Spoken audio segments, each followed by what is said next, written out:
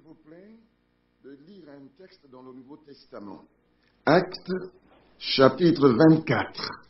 Je vous demande votre patience parce que j'ai l'intention de lire ce chapitre entier avec vous. Actes, chapitre 24. Dans les Actes des Apôtres, chapitre 24, verset 1er. 5 jours après, arriva le souverain sacrificateur Ananias avec des anciens et un orateur nommé Tertulle. Ils portèrent plainte au gouverneur contre Paul. Paul fut appelé et Tertulle se mit à l'accuser en ces termes. « Très excellent Félix, tu nous fais jouir d'une paix profonde. Et cette nation a obtenu de salutaires réformes par tes soins prévoyants. C'est ce que nous reconnaissons en tout et partout, avec une entière gratitude. Mais pour ne pas te retenir davantage, je te prie d'écouter dans ta bonté ce que nous avons à dire en peu de mots. Nous avons trouvé cet homme qui est une peste, qui excite des divisions parmi tous les juifs du monde, qui est chef de la secte des Nazaréens, et qui même a tenté de profaner le temple. Et nous l'avons arrêté. Nous avons voulu le juger selon notre loi, mais le tribun Lysias étant survenu, l'a arraché de nos mains avec une grande violence, en ordonnant à ses accusateurs de venir devant toi. Tu pourrais toi-même, en l'interrogeant, apprendre de lui tout ce dont nous l'accusons. Les Juifs se joignirent à l'accusation, soutenant que les choses étaient ainsi. Après que le gouverneur lui eut fait signe de parler, Paul répondit, « Sachant que depuis plusieurs années tu es juge de cette nation, c'est avec confiance que je prends la parole pour défendre ma cause. Il n'y a pas plus de 12 jours, tu peux t'en assurer, que je suis monté à Jérusalem pour adorer. On ne m'a trouvé ni dans le temple, ni dans les synagogues, ni dans la ville, discutant avec quelqu'un ou provoquant un rassemblement séditieux de la foule. Et il ne saurait prouver ce dont il m'accuse maintenant.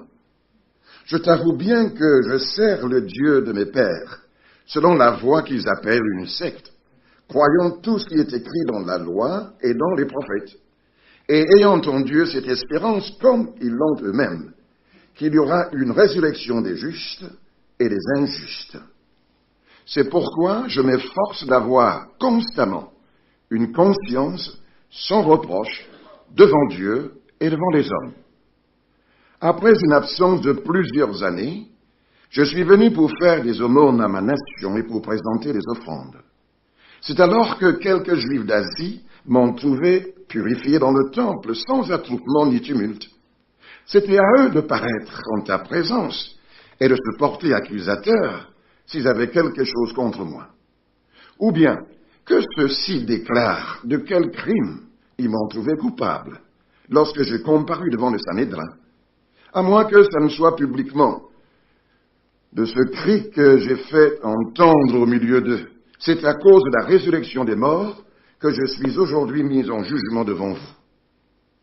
Félix, qui savait assez exactement ce qui concernait cette doctrine, les ajourna en disant, « Quand le tribun Lysias sera venu, j'examinerai votre affaire. » Et il donna l'ordre au centenier de garder Paul en lui laissant une certaine liberté et en n'empêchant aucun des siens de lui rendre des services.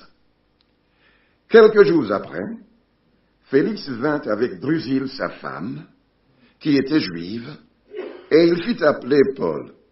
Il l'entendit sur la foi en Christ, mais comme Paul discourait sur la justice, sur la tempérance et sur le jugement à venir, Félix, effrayé, dit, « Pour le moment, retire-toi. Quand j'en trouverai l'occasion, je te rappellerai. » Il espérait en même temps que Paul lui donnerait de l'argent. Aussi l'envoyait-il chercher assez fréquemment pour s'entretenir avec lui. Amen. Seigneur, nous te remercions pour ta parole. C'est une lumière sur notre sentier. Nous te remercions que tu es au milieu de nous cet après-midi encore pour sauver, pour délivrer, pour éclairer. Je te prie, Seigneur, de m'accorder la grâce d'annoncer fidèlement cette parole. Je sais que tu es au milieu de nous. Non pas comme un Dieu spectateur, mais tu es là pour sauver, tu es là pour guérir, tu es là pour transformer. Que ton nom soit glorifié. Amen. C'est un incident très important que nous avons lu ici et qui illustre très bien le message de l'Évangile. J'aimerais que vous réalisiez les trois personnages dont il est question dans ce texte. On a Félix, sa femme Drusille et l'apôtre Paul. Quelques mots. Félix, comme son frère jumeau Pallas, est né en tant qu'esclave. Mais ils ont réussi à acquérir le titre d'homme libre des affranchis. C'étaient des hommes doués, ambitieux. Et le frère de Félix a percé dans le domaine politique, au point de devenir l'homme de confiance, le bras droit de l'empereur. Et grâce à cette position de faveur, il a réussi à trouver un poste, une responsabilité importante à son frère Félix, à son frère. Et l'empereur a nommé Félix comme gouverneur ou procurateur de la Judée en terre d'Israël.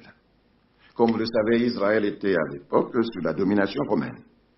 C'est ainsi qu'un homme né comme esclave se trouve avec une charge très importante. Et il a exercé malheureusement cette responsabilité avec cruauté, avec brutalité. Il y a l'historien romain Tacite qui dit qu'il a exercé le pouvoir royal avec l'esprit et la mentalité d'un esclave. Comment est-ce qu'il a exercé cette responsabilité? Il s'est montré alors odieux par ses massacres répétés, par ses crimes et par son immoralité. Homme sans scrupules, il n'a pas exercé la justice avec probité, avec intégrité. Et il aimait beaucoup l'argent. Par exemple, dans le texte que nous avons lu, sachant que les accusations portées contre Paul étaient sans fondement, il aurait dû le relâcher. Mais ce n'est pas ce qu'il a fait. Il a voulu même que l'apôtre lui donne de l'argent.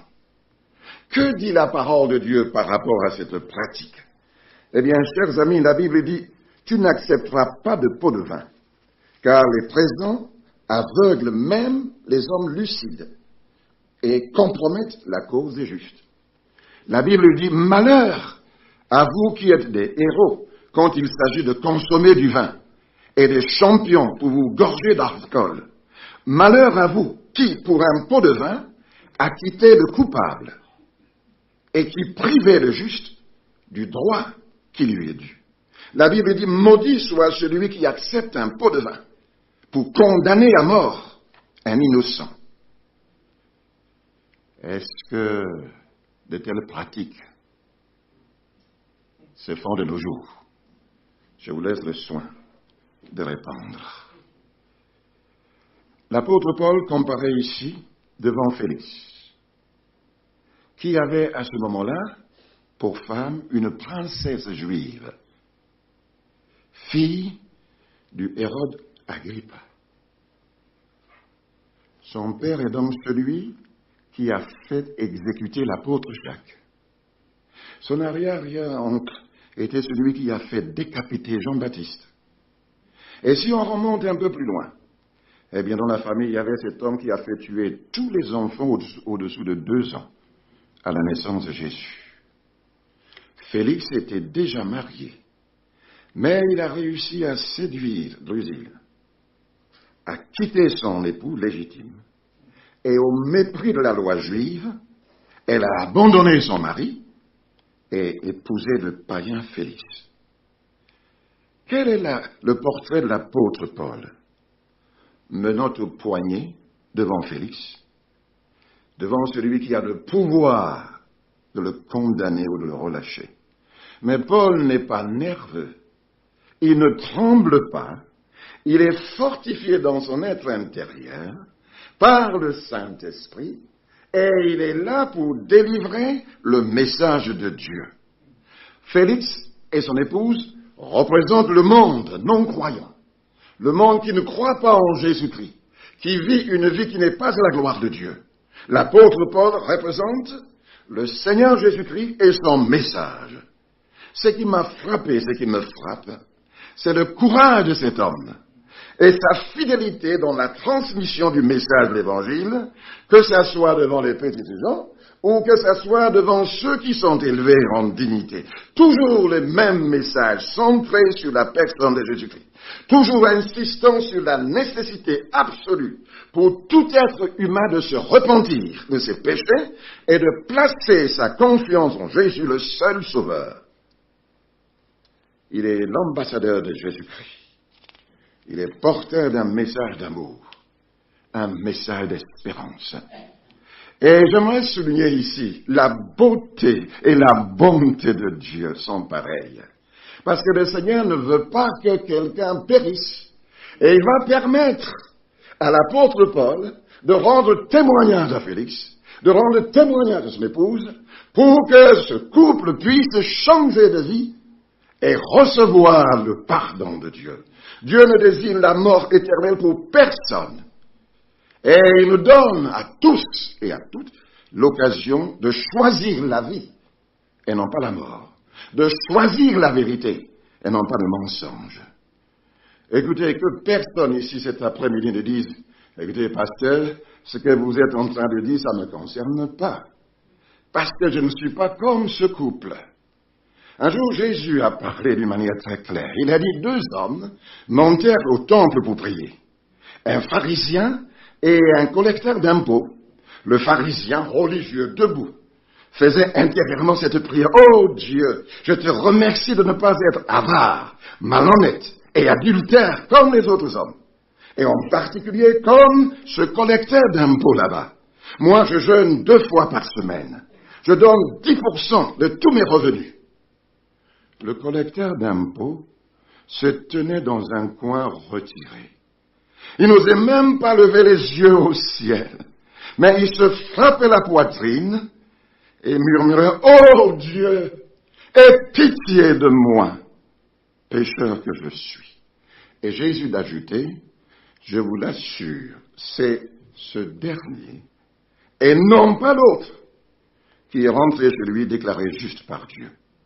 Car celui qui s'élève sera abaissé, et celui qui s'abaisse sera élevé. » Chers amis, la Bible dit qu'il n'y a point de distinction. Tous ont péché et sont privés de la gloire de Dieu.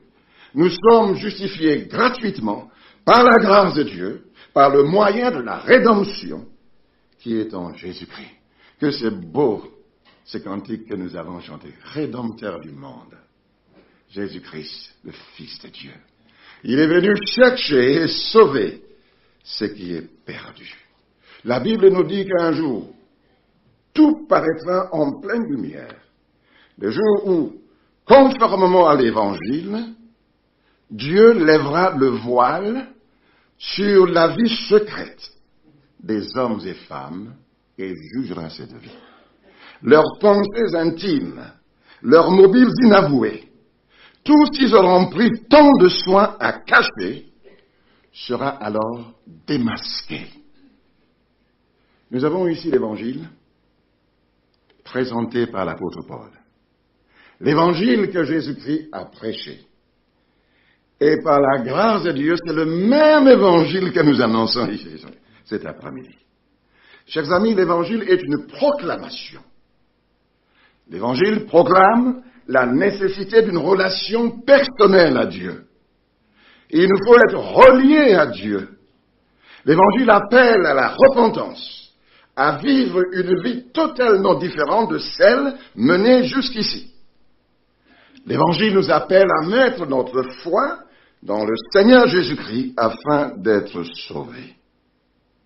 Lorsque Félix a entendu la parole, il en a tremblé, il a été effrayé, il a eu peur. Malheureusement, il n'a pas pris la décision de changer de vie. Chers amis, si l'Évangile ne nous fait pas trembler, c'est qu'on ne l'a pas bien compris. Si l'Évangile ne nous fait pas trembler devant Dieu, devant sa grandeur et notre petitesse, devant sa sainteté, et excusez-moi, et nos souillures de péché, c'est qu'on n'a pas saisi ce que Dieu veut nous dire par l'Évangile. Le Seigneur dit, voici sur qui je porterai mes regards, sur le malheureux qui a l'esprit abattu et qui tremble à ma parole. Voici sur qui je porterai un regard favorable, sur celui qui est humilié, qui a l'esprit abattu et qui tremble à ma parole. L'Évangile concerne notre manière de vivre, chers amis. C'est un message qui est adressé à chaque personne ici, individuellement, quelle que soit votre position sociale. L'apôtre Paul a parlé à cet homme qui est élevé, cet homme qui détient l'autorité. Il lui a parlé de la justice, ce qui est juste devant Dieu. Chers amis, la vie que Dieu a voulu pour tous les êtres humains, c'est cela ce qui est juste devant lui. La manière de vivre qui soit agréable à Dieu. Lorsque Dieu a créé l'être humain, il a créé parfait. Il a voulu que l'être humain vive de façon agréable à Dieu, en harmonie avec son Créateur. Que l'être humain ait une conduite, un comportement, un style de vie qui soit agréable à Dieu. Mais qu'est-ce que Dieu demande de chacun d'entre nous? Eh bien, Jésus l'a résumé d'une manière admirable. Tu aimeras le Seigneur ton Dieu de tout ton cœur, de toute ton âme et de toute ta pensée. C'est là le commandement le plus grand et le plus important. Et Jésus a ajouté, il y en a un second qui lui est semblable. Tu aimeras ton prochain comme toi-même. Qui, ici cet après-midi, peut dire, j'ai toujours aimé le Seigneur de tout mon cœur, de toute mon âme et de toute ma pensée. Et j'ai toujours aimé mon prochain comme moi-même. Il n'y a personne ici qui ait pu respecter cela. Parce que nous sommes tous des pécheurs. Le péché a atteint tous les êtres humains. Quels sont les organes atteints? Un jour, je faisais une visite à l'hôpital et je vis un couple qui était là. Et sur leur visage se lisait l'angoisse. Je me suis permis de m'approcher, de leur poser la question, qu'est-ce qui ne va pas? Ils m'ont dit, on a un membre de la famille qui est là. Et le verdict est implacable. Tous les organes sont atteints. Chers amis, sur le plan spirituel, c'est la même chose pour nous. Quels sont les organes qui sont atteints? La Bible dit que c'est le cœur, c'est-à-dire l'être entier. La Bible nous dit que le cœur est tortueux, plus que toute autre chose. La Bible nous dit qu'il est incurable. Et Dieu dit, moi l'Éternel, je sonde les cœurs, je scrute le tréfonds de l'être pour donner à chacun ce qui lui aura valu, sa conduite et les effets de ses agissements. Quels sont les symptômes? Eh bien, c'est une vie menée suivant des désirs contraires à ceux de l'Esprit de Dieu. Des désirs qui nous entraînent toujours vers de mauvais comportements. Et notre besoin le plus urgent, c'est recevoir un cœur tout neuf. Et ça relève du domaine de Dieu. Il a dit, je vous donnerai un cœur nouveau. Je mettrai en vous un esprit nouveau. J'enlèverai de votre être votre cœur de pierre, et je vous donnerai un cœur de chair. Chers amis, le Seigneur dit, je leur donnerai un cœur qui me sera entièrement dévoué. Et je mettrai en eux un esprit nouveau. J'ôterai de leur être leur cœur dur comme la pierre. Et je leur donnerai un cœur de chair. Martin Luther, docteur en théologie, professeur de théologie, préparait ses cours. Et un jour, il va découvrir ce texte dans Romains 1,17. Le juste vivra par la foi. Il est bouleversé par la manière dont l'apôtre parle de Dieu, le Dieu de grâce en Jésus-Christ. En effet, dit-il, depuis qu'il est devenu moine, il cherchait à atteindre le salut par lui-même. Il dit, je cite, « Je me suis martyrisé par la prière, le jeûne, l'éveil, le foi. » Mais un jour, il découvre que ce n'est pas par ses actes de piété, mais nous sommes sauvés par la grâce de Dieu. Et il a écrit à ses étudiants, « La justice par laquelle nous devons être justes est un cadeau, un don gratuit, un don gracieux de la miséricorde pure et imméritée de Dieu. » Cet après-midi, vous pouvez recevoir la grâce de Dieu. Cet après-midi, vous pouvez être couvert de la justice du Seigneur en vous tournant vers celui qui est mort sur la croix et celui qui a pris notre place parce que la condamnation que nous méritons est tombée sur lui pour que le pardon que nous ne méritons pas nous soit accordé. Et c'est là la bonne nouvelle. Dieu nous donne Jésus-Christ en lui et par lui notre justice. Et Paul va s'adresser encore à Félix. Et il va lui parler de la tempérance, c'est-à-dire de la maîtrise de soi, la mise en pratique de la parole de Dieu dans la vie de tous les jours. Excusez-moi, je ne veux pas vous choquer ou heurter une sensibilité quelconque, mais j'aimerais dire, nous ne sommes pas des animaux. L'animal est contrôlé, dirigé par ses instincts. L'être humain n'est pas dirigé par ses instincts et ne doit pas se diriger par ses instincts, par ses désirs charnels, par ses impulsions. L'être humain n'est pas qu'un corps, il est doté d'une âme et d'un esprit. Il est intelligent, il est capable de raisonner, capable de choisir une chose et de rejeter une autre. Il ne doit pas agir en fonction de ses instincts, de ses pulsions, de ses désirs charnels.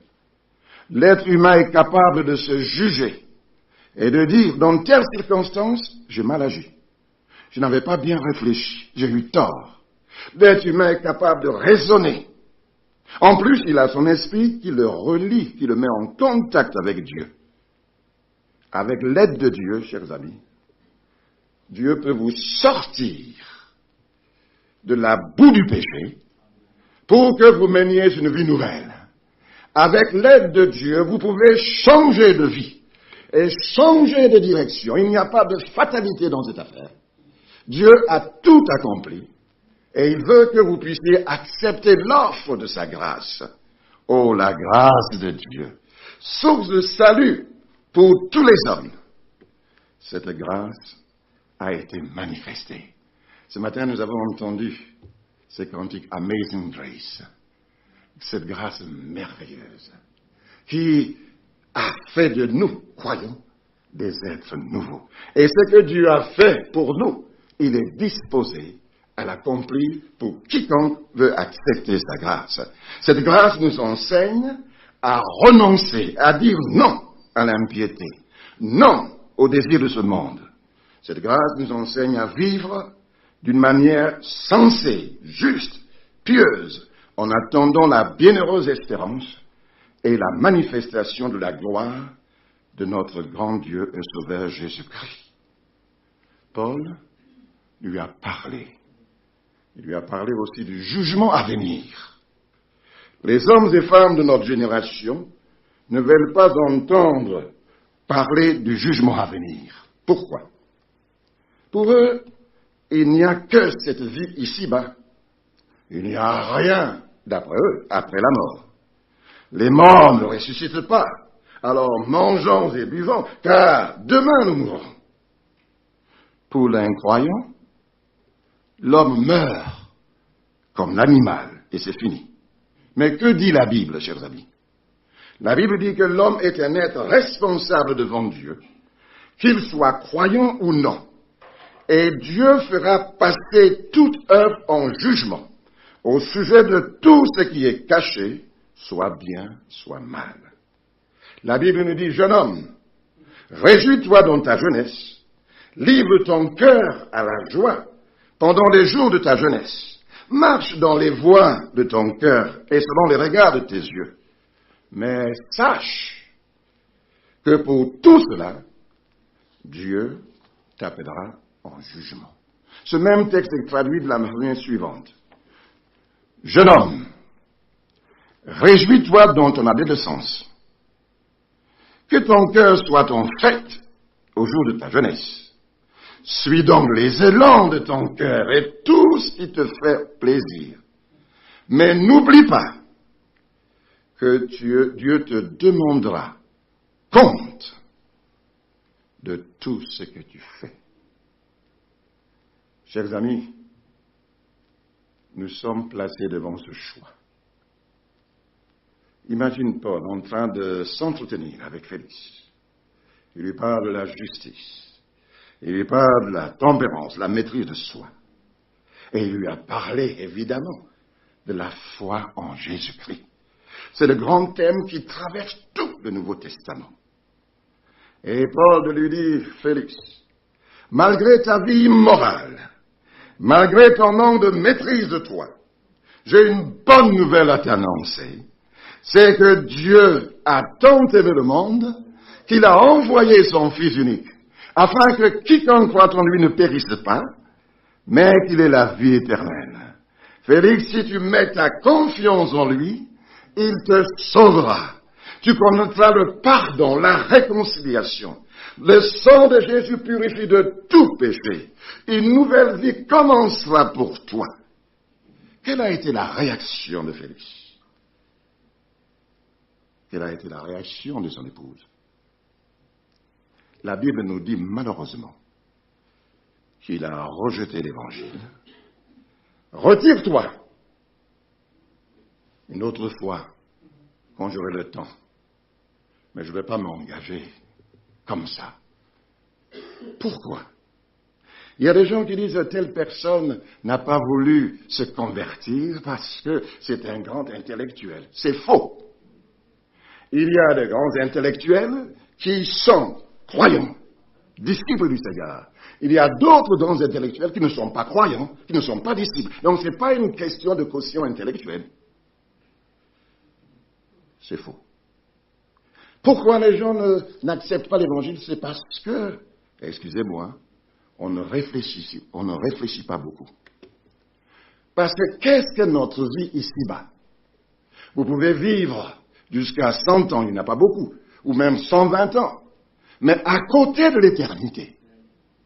Si vous faites la comparaison, mais ce serait vraiment dommage de vous fixer uniquement sur la vie ici-bas, alors qu'il y a l'éternité.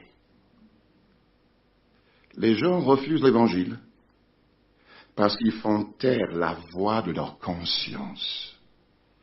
Félix savait au fond de lui-même que Paul avait raison, mais il a préféré sa vie de péché. La Bible nous dit que Dieu n'a pas envoyé son Fils dans le monde pour juger le monde, mais pour que le monde soit sauvé par lui. Celui qui croit en lui n'est pas jugé, mais celui qui ne croit pas est déjà jugé, parce qu'il n'a pas cru au nom du Fils unique de Dieu.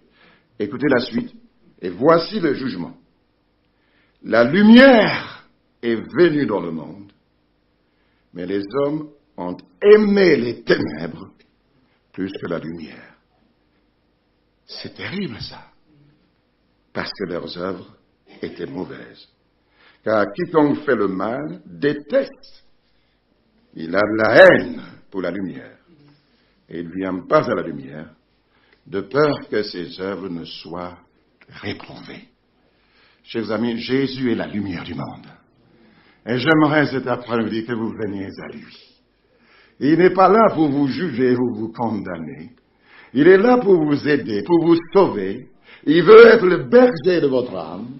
Il veut vous guider dans ce monde où on n'est pas grand-chose. On est là aujourd'hui, demain on peut partir.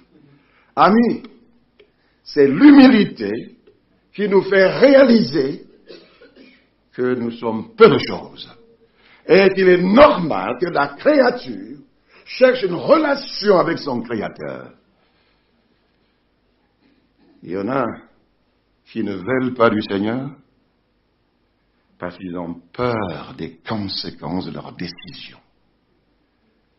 Beaucoup savaient que ce que Jésus disait était vrai, mais ils avaient peur d'être exclus de la synagogue. Un jour, une dame m'a dit, moi j'aimerais un bel enterrement. Et dans son esprit, elle parlait d'un enterrement dans l'église officielle. Mais mes amis, même si on a un bel enterrement, ce n'est pas la garantie qu'on est sauvé. Pour avoir la faveur des Juifs, il a laissé Paul en prison. Il a résisté à la voix du Saint-Esprit. La Bible dit, si vous entendez sa voix, n'endurcissez pas votre cœur. Pendant que je parle, l'Esprit de Dieu est en train de vous solliciter. Il est en train de vous dire, il faut accepter le Seigneur. Il faut changer de vie. Le Seigneur t'aime. La preuve, il a donné sa vie sur la croix pour toi. Ne laisse pas passer cette occasion. À la fin, Félix, il a tout perdu. Parce qu'il a fallu être rappelé à Rome et il a été démis de ses fonctions. Amis, il faut accepter le Seigneur. Vous avez remarqué, moi je n'ai pas parlé beaucoup de la guérison. Pourquoi? Eh bien, c'est parce que le mot salut comprend la guérison, comprend la délivrance. Quand Jésus sauve, il intervient aussi physiquement. Il s'est chargé de nos péchés, mais il s'est chargé aussi de nos maladies. Et c'est par ces meurtrissures que nous avons la guérison. Un jour, alors qu'il rentre dans Capernaum, il y a un officier romain qui l'aborde, qui le supplie, en disant, « Seigneur, mon serviteur est couché à la maison, atteint de paralysie. » Et il souffre beaucoup. Tout de suite, Jésus dit, « J'irai et je le guérirai. » Si vous lisez l'Évangile, vous verrez le nombre de miracles qu'il a accomplis. Pour les malades, Dieu a oint du Saint-Esprit et de force Jésus de Nazareth, qui allait de lieu en lieu, faisant du bien et guérissant tous ceux qui étaient sur l'emprise du diable.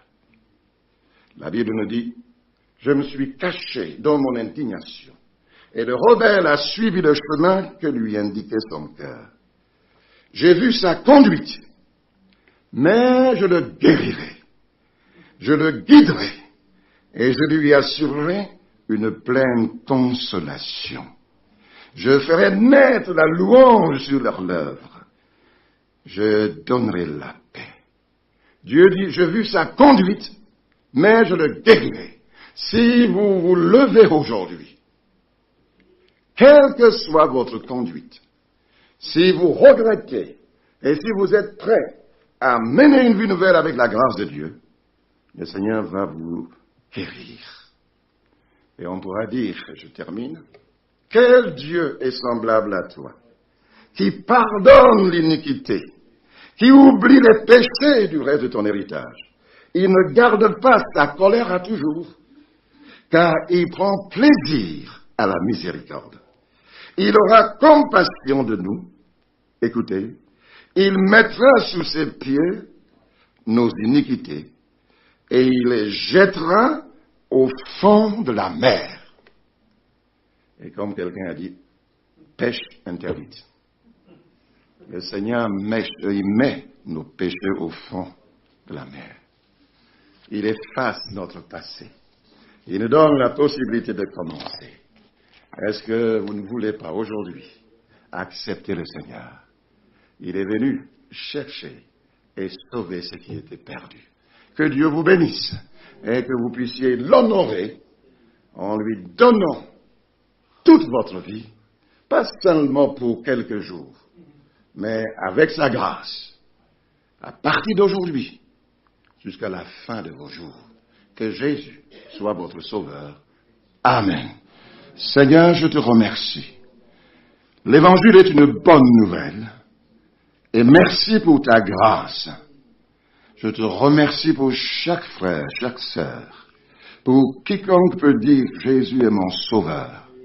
Et en même temps, je te remercie. Parce que si tu as permis que nous soyons là cet après-midi, c'est pas le fait du hasard. Tu nous as attirés par tes cordages d'amour et tu veux nous transformer par la puissance de ta parole et de ton esprit. Seigneur, sauve aujourd'hui. Seigneur, guéris aujourd'hui. Manifeste ta gloire et que ton nom soit glorifié. Amen.